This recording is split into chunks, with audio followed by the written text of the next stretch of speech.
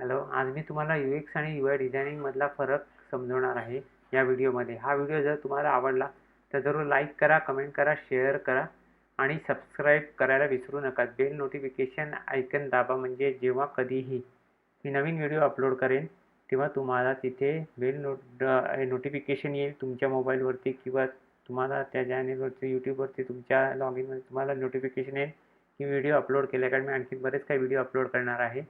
माझ्या चॅनलवरचे इतर व्हिडिओ तुम्ही बघू शकाल, डिझायनिंगच्या रिलेटेड आहेत ते. Okay, so like, comment, share आणि सबस्क्राईब करायला विसरू नका. आज मी तुम्हाला UX आणि UI डिझाईनमधला फरक समजवणार आहे मराठीमधून. ओके, आता एक्झॅक्टली UX आणि UI डिझाईन म्हणजे काय हे आपण बघूया.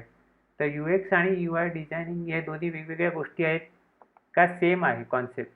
तर दोन्ही कॉन्सेप्ट वेगवेगळे आहेत. UX डिझायनिंगचा अर्थ होतो युजर एक्सपिरियन्स डिझाईन आणि UI डिझायनिंगचा अर्थ होतो युजर इंटरफेस डिझाईन. हे दोन्ही प्रॉडक्टला एकत्र जोडले गेलेले आहेत, पण ते जरी प्रोफेशनली एकत्र असले तरी त्यांचे दोघांचे कॉन्सेप्ट टोटली भिन्न आहेत. जेव्हा UX UI डिझायनर सर्च केला जातो तेव्हा तुम्हाला डिझायनिंग करता येणं हा वेगळा पार्ट झाला आणि UX हा वेगळा पार्ट झाला. UX म्हणजे तुम्हाला रिसर्चमध्ये जर इंटरेस्ट असेल तर तुम्ही UXला जा. मी थोडं नंतर समजावणार आहे पुढे या व्हिडिओमध्ये ते तुम्हाला. ओके, आता बेसिकली UX ही टर्म कधी आणली गेली? UX डिझाईन म्हणजे काय? सॉरी, UX म्हणजे user experience design is the process of developing and improving the quality of interaction between user and all factors of the company. थोडक्यात कंपनी आणि user यांच्यामधला जे कम्युनिकेशन असतं ते UX असतं. म्हणजे समजा आता तुम्ही कॉम्प्युटरवरती काम करण्यासाठी खास स्पेशल एक चेअर घेतली आहे. त्या चेअर असतात ना मागे अशा रेस्ट होण्याला, डोकं टेकायला वगैरे, तर त्यांची हाईट किती ॲडजस्ट झाली पाहिजे, तुमचे पाय जमिनीला टेकत नसतील तर काय केलं गेलं पाहिजे. आता आयकियासारखी कंपनी जी आहे ती युजर एक्सपिरियन्सवरती काम करण्यात फेमस आहे. म्हणून आयकियाचं फर्निचर वगैरे हे चांगलं समजलं जातं, कारण त्याने युजरचा प्रत्येक अंगाने विचार केलेला असतो की तो कसा वापरू शकतो ही गोष्ट. Okay, user experience design. किंवा एक सिंपल एक्झाम्पल देतो. मोबाईल, तुमच्याकडे वेगवेगळे मोबाईल तुम्ही घेता, पण मोबाईल घेतल्यानंतर तो आपल्या तळ हातावरती मावतो का? तो आपण तळ हातात धरल्यावरती एका हाताने सगळ्या इंटरॅक्शन्स करू शकतो का, की दुसरा हात वापरावा लागतो? मग हे जे आहे हे युजर एक्सपिरियन्स डिझाईनमध्ये येतं. मग त्याचे व्हॉल्यूम कमी जास्त करण्याची बटन्स कुठे येतात, स्क्रीनशॉट घेताना कुठली बटणं दाबली गेली पाहिजे, इट इज युजर. हे एक प्रॉडक्ट डिझाईन झालं. It's a product designing concept. आणि UX design is not about visuals. ते दिसण्यावर नाही आहे, तर overall feel of the experience, म्हणजे तुम्हाला टोटल त्याचा फील काय मिळतो, त्याच्यावर काम करणं इझी पडतंय का की कठीण पडतंय तुम्हाला त्या मोबाईलवर. मग तुम्ही एखादा मोबाईल हातात घेतला, दिसायला छान आहे, स्क्रीन मोठी आहे, वा वा वा वा, पण तो माझ्या हातातच मावत नाही आणि मला तो यूज म्हणून, मोबाईल म्हणून यूज नव्हता, टॅब म्हणून यूज होतोय. तर मी तो मोबाईल म्हणून का घेऊ? मग मी टॅबच घेईन ना, थोडा आणखीन मोठ्या स्क्रीनचा. असा सुद्धा आपण किती वेळा विचार करतो आणि एखादं प्रॉडक्ट विकत घेतो. किंवा तुम्ही एखादी गोष्ट घ्यायला जाता, लॅपटॉप घ्यायला जाता, तेव्हा कितीतरी विचार करता की ह्याची बटणं कशी आहेत, काय आहेत. तर ओव्हरऑल फील तुम्ही घेता, एक्सपिरियन्स घेता, दॅट इज UX डिझाईन. खुर्चीमध्ये जाता फर्निचर घ्यायला, तेव्हा 4 खुर्च्यांमध्ये बसता आणि मग जी व्यवस्थित कम्फर्ट चेअर वाटते ती तुम्ही घेता. तुमच्या कम्फर्ट चेअर दुसऱ्याला कम्फर्टेबल होईल असं नाही, नाहीतर एकच चेअर सगळी विकली गेली असती ना. वेगवेगळ्या जातात, तर प्रत्येकाची कम्फर्टेबल वेगळी असते. तर त्याचा सुवर्णमध्यकडून एखादं प्रॉडक्ट जेव्हा डिझाईन केलं जातं तेव्हा ते दी बेस्ट म्हणून मार्केटमध्ये सगळ्यांना विकलं जातं. Okay, so that is user experience design. Don Norman नावाचा एक लेखक आहे, त्याने एक पुस्तक लिहिलेलं आहे. तो नुसता लेखक नाही तर तो त्याच्यावर सल्ले पण देतो युजर एक्सपिरियन्सवर. सल्लागार आहे, ही कन्सल्टंट. त्याने खूप बऱ्याच वर्षापूर्वी, 20 वर्षापूर्वी जवळपास, आय थिंक 90sमध्ये त्यांनी एक पुस्तक लिहिलं होतं, the design of everyday things. The design of everyday things. मी शेवटी त्या पुस्तकाचा परत उल्लेख केलेला आहे. हे पुस्तक म्हणजे आपण असं म्हणू की डिझायनिंग फील्डमधलं गीता, कुराण, बायबल सगळंच आहे. त्याच्यामध्ये डिझाईनचे बेसिक रूल्स दिलेले, डिझाईन कसं केलं जातं ते दिलं आहे. या माणसाने UX डिझाईन ही टर्मिनॉलॉजी आणली, इंट्रोड्यूस केली. ओके, तो काय म्हणतो? User experience encompasses all aspects of the end users interaction with the company, its service and its product. User experience म्हणजे ऑल ॲस्पेक्ट एंड युजरचे इंटरॅक्शन विथ द कंपनी बरोबर, त्याचं इंटरॅक्शन तिच्या सर्व्हिसबद्दल आणि तिच्या प्रॉडक्टबद्दल बरोबरचं इंटरॅक्शन. त्या UX ही टर्मिनॉलॉजी ऑनलाईनसाठी वापरली जात नव्हती. ती नंतर एकत्र केलं गेलं. ओके, UX म्हणजे युजर एक्सपिरियन्स. जेव्हा हे ऑनलाईन वगैरे सारखे फंडे नव्हते तेव्हा सुद्धा तो वापरला जायचा, फक्त टर्मिनॉलॉजी आणली गेली. ओके, आता एकदम आणखीन एक सिंपल एक्झाम्पल डोळ्यासमोर आणा. त्या 4 शेगड्या येतात माहिती, गॅस येतो ना, गॅस, त्याला 4 हे असतात, वरती 4 भांडी तुम्ही ठेवू शकता, असा पण गॅस येतो. आता त्याच्या खाली बटन असतात. तर युजरनी सिक्वेन्स कसा धरायचा, 1 2 3 4 कशा लाईनीत जायचं, उभं जायचं का आडवं जायचं, हे डिझाईन करताना लक्षात घ्यावं लागतं. मी मगाशी मोबाईल फोनचं एक्झाम्पल दिलं, हे लक्षात घ्यावं लागतं. हे सगळे युजर एक्सपिरियन्स डिझायनिंगचे कॉन्सेप्ट आहेत. मग युजर इंटरफेस डिझाईन म्हणजे काय? तर युजर इंटरफेस डिझाईन म्हणजे काय माहिती आहे का, की युजर इंटरफेस डिझाईनची फार मिस इंटरप्रिटेशन झालेली आहे, चुकीच्या पद्धतीने वापरला गेला आहे. एखादा मोबाईल जर तुम्ही घेता, त्या मोबाईलचं डिझाईन हा यूएस एक्सपिरियन्स डिझाईनवरती प्रॉडक्ट डिझाईन होतं. UI डिझाईन म्हणजे त्याचा जो इंटरफेस बनवलेला आहे, त्यातली ॲप आहेत, ती ॲपचं कार्य किंवा त्या मोबाईलमध्ये तुम्ही जेव्हा घुसता तेव्हा त्याच्यात सॉफ्टवेअर इन्स्टॉल केलं गेलेलं आहे, त्याचं कार्य हे कसं असतं, कुठली बटन्स कुठे आहेत, कुठली ॲप कुठे असतात, ते कसं वर्क केलं गेलं पाहिजे, त्याचं डिझाईन बनतं. That is user interface design. जो समोर येतो ग्राफिकली, जो समोर येतो, it is related to graphic. ऑनलाईनमध्ये तो वापरला जातो. म्हणजे जर वेबसाईट बनवत असाल तर वेबसाईट बनवताना सुद्धा ते फार महत्त्वाचं असतं की लॉग इनचं बटन, साइन इनचं बटन. लॉग इन आणि साइन इनमध्ये काय फरक आहे, मग साइन इन करताना त्यांना किती प्रकारचं साइन इन दिलं गेलं पाहिजे, ईमेलच्या थ्रू साइन इन करू शकतात का, काय करू शकतात, हे जे आहे हे सगळं UI डिझायनिंगमध्ये येतं. ओके, ह्या दोन्ही डिफरंट गोष्टी आहेत, पण सर्च करताना UX आणि UI डिझायनर पाहिजे म्हणून सर्रास म्हटलं जातं. तर UI डिझायनरचा कॉन्सेप्ट वेगळा आहे, UX डिझायनरचा कॉन्सेप्ट वेगळा आहे. ओके, दोन्ही जॉब ॲड्स आणि जॉब डिस्क्रिप्शनमध्ये युजर इंटरफेस UX डिझायनर दिलं जातं. ओके, तर ते चुकीचं इंटरप्रेट केलं गेलेलं असतं की UI UX एकत्र पाहिजे, असं नसतं. UI डिझायनर हा इंटरफेस डिझाईन करतो, UX डिझायनर हा बेसिकली रिसर्च करतो.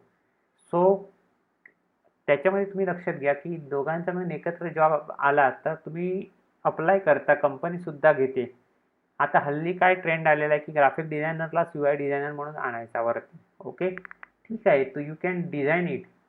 ओके, पण UI डिझायनिंग ही स्ट्रिक्टली डिजिटल टर्म आहे, हे लक्षात घ्या. तुम्हाला सॉफ्टवेअर येणं गरजेचं आहे UI डिझायनिंग करताना. मग कुठली सॉफ्टवेअर, जर तुम्हाला फोटोशॉप येत असेल तर गुड, इलस्ट्रेटर येतं गुड, ॲडोब XD सारखी सॉफ्टवेअर येतात तर व्हेरी गुड. XD, स्केच यासारखी जी सॉफ्टवेअर्स आहेत ही खास UI डिझायनिंगसाठी वापरली जाणारी सॉफ्टवेअर आहे, कारण त्याच्यात डिझायनिंगची प्रोसेस ही फास्ट होते फोटोशॉप आणि इलस्ट्रेटरपेक्षा. ॲडोबचं सॉफ्टवेअर आहे XD, किंवा जे खास मॅकवरती वापरलं जातं ते सॉफ्टवेअर आहे स्केच. ओके, मॅकसाठी स्केच वापरलं जातं, XD पण मॅकवरती चालतं. ओके, पण ती सॉफ्टवेअर वापरून तुम्ही करू शकतात. UI डिझायनरचं काम असतं की icon, button, typography, colour scheme, space, image यांच्याबद्दल बोलणं, किंवा रिस्पॉन्सिव्ह म्हणजे ह्याच्यावर क्लिक केल्यावर कुठे जाणार, ह्याच्यावर क्लिक केल्यावर काय होणार, हे सगळं तो डिझायनर ठरवतो. हे डिझायनरचं काम आहे. हे बटन कसं वर्क होणार, या बटनचा कलर बदलणार का मी क्लिक केल्यावर, ह्याच्यासाठी तो UI डिझायनर जो आहे तो काम करत असतो. ओके, त्याचा डायरेक्टली त्या प्रॉडक्टशी, म्हणजे तो प्रॉडक्ट केवढा आहे एवढं त्याला कळलं आणि त्याचा स्क्रीन कळलं की त्या स्क्रीनप्रमाणे त्याची डिझाईन होतात, आणि मग ती डिझाईन्स रिस्पॉन्सिव्ह डिझाईन्स म्हणतात त्याला.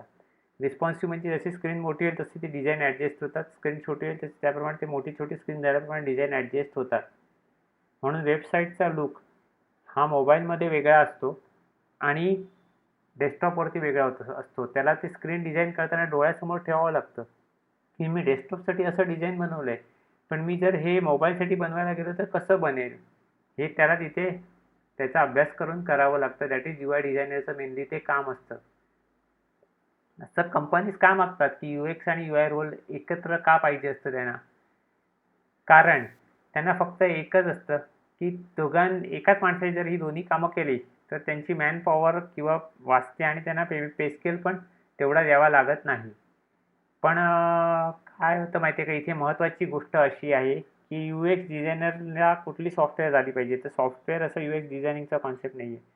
मग UX डिझायनिंगला कोणी गेलं पाहिजे, ज्या माणसाला लोकांशी कम्युनिकेशन करायला आवडतं, लोकांचे मतं जाणून घ्यायला आवडतं, लोकांमध्ये मिसळून तुम्हाला काय अनुभव आला ह्या गोष्टीचा, ह्या प्रॉडक्टचा आमच्या, हे विचारायला आवडतं, त्याच्यावर चर्चा करायला आवडते, त्याच्याप्रमाणे डायग्राम्स बनवायला आवडतात, तो जो डेटा क्रिएट करायला आवडतो, त्यांनी UXच्या साईडला जावं. आणि UIला कोणी जावं, जर जे डिझायनर्स आहेत त्यांनी थोडंसं स्वतःचं नॉलेज ऑनलाईनसाठी अपग्रेड करून, भले तो ग्राफिक डिझायनर असू दे, त्यांनी त्या ऑनलाईनचं नॉलेज घेऊन व्यवस्थित डिझायनिंग करायला लागावं आणि UI डिझायनर म्हणून तो जाऊ शकतो. UI डेव्हलपर हे आणखीन वेगळे आहे. जे प्रोग्रामर असतात ते डेव्हलपमेंटला जातात. पण तुम्ही डिझायनर ह्या कॉन्सेप्टबद्दल मी आता बोलतोय. सो UX डिझायनर असा कॉन्सेप्ट नाही आहे. UX person. डिझायनर काय? UXमध्ये डिझाईन कुठून आलं? डिझाईन बनलेलं आहे त्याचा युजर एक्सपिरियन्सवरती ते प्रॉडक्ट कसं डिझाईन करायचं ते लोकांची मतं घेऊन डिझायनरना सांगतात. डिझायनर त्याप्रमाणे डिझाईन करतात. ओके, इतकं साधी ती गोष्ट आहे. सो UX ही वेगळी ब्रांच आहे. युजर इंटरफेस ही वेगळी ब्रांच आहे. तुम्हाला जर फोटोशॉप, इलस्ट्रेटर यासारख्या डिझायनिंगच्या टूल्सचं नॉलेज असेल तर डेफिनेटली UI साठी तुम्ही जाऊ शकता. पण त्याच्यातली ॲडव्हान्स जी सॉफ्टवेअर आहेत ती तुम्ही शिकून घेणं महत्त्वाचं आहे. आणि UXला असाल तर तुम्हाला लोकांशी इंटरॅक्शन कसं करायचं, रिसर्च कसा करायचा, वर्कफ्लोज कसे बनवायचे, ओके, हे सगळं येणं महत्त्वाचं आहे. वायर फ्रेम्स बनवता येणं महत्त्वाचं आहे, की इकडून इकडे या वायर फ्रेम्स बनवता येणं महत्त्वाचं आहे, ज्या तुम्ही UX डिझायनर नंतर UI डिझायनरला देऊ शकतो ऑनलाईनच्या वेळेला. इतर गोष्टीमध्ये काय असतो फक्त रिसर्च आणि हे चालूच ठेवून आपण प्रॉडक्ट डिझाईन करत जातो. ओके, आता ही 2 पुस्तकं मी तुम्हाला दाखवतोय. The design of everyday things हे टॉम नॉर्मन लेखकाचं पुस्तक आहे, हे जरूर घ्या. आणि दुसरं स्टीव्ह क्रूग नावाचा ऑथर आहे, ज्यांनी डोंट मेक मी थिंक रिव्हिजिटेड म्हणून लिहिलं आहे. ह्याच्यामध्ये जर तुम्ही मोबाईलचं डिझाईन बनवायचं असेल तर कसं बनवाल, वेबसाईटचं डिझाईन बनवायचं असेल तर कसं बनवाल हे लक्षात घेणं महत्त्वाचं आहे. आणि ॲज अ डिझायनर म्हणून एक तुम्हाला छोटीसा टिप देतो. ॲज अ UI डिझायनर कधीही डिझाईन क्लायंटसाठी बनवायचं नसतं तर एंड युजरसाठी बनवायचं असतं. म्हणजे माझा क्लायंट हा डॉक्टर आहे, पण एंड युजर हा पेशंट आहे.